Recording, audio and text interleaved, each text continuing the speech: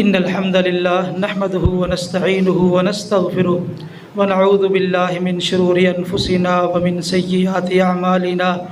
من يهده الله فلا مضل له ومن يضلل فلا هادي له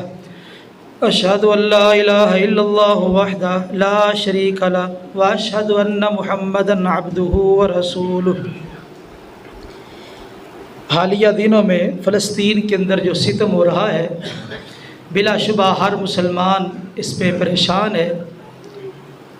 اور دل خون کے آنسو بہا رہا ہے، اور مختلف ممالک ان کی مدد کے لیے بھی کوشاں ہے، لیکن جس طرح مدد کرنی چاہیے تھی وہ حق ادا نہیں ہو رہا۔ تو ایسے حالات میں ہماری جو ذمہ داری ہے کہ ہم جو ان کے لیے ممکن ہے، دعا کا ایک پہلو ہے، اور اس کے بعد ان کے لیے تعاون ہے، راشن کا انتظام ہے، تو جو ممکن ہے آپ ان کے لیے انتظام کریں۔ اللہ تعالیٰ آپ کو جزائے خیر عطا فرمائے،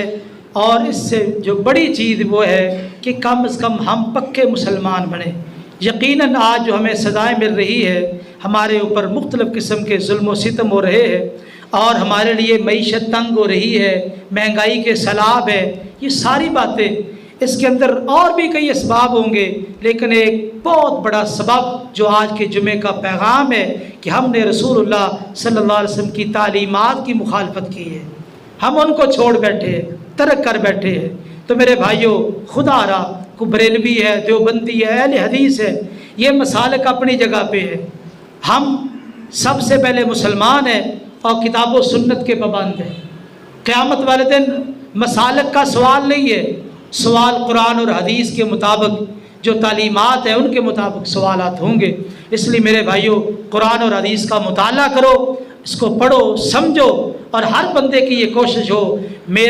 میری حجامت، میرا لباس، میرا معاملہ، رہن سہن، صبح بیدار ہونے سے رات سونے تک سارا دن نبی کریم صلی اللہ علیہ وسلم کے طریقے کے مطابق گزرے۔ اگر آپ اس بات کا عزم کر لیں اور اس کو اپنا لیں اور اس کے مطابق زندگی بنا لیں تو انشاءاللہ دنیا میں بھی خیر و برکت آپ کے قدم چومیں گی، اور قیامت والے دن بھی انشاءاللہ نجات ملے گی۔ اللہ سے دعا ہے کہ اللہ تعالی ہمیں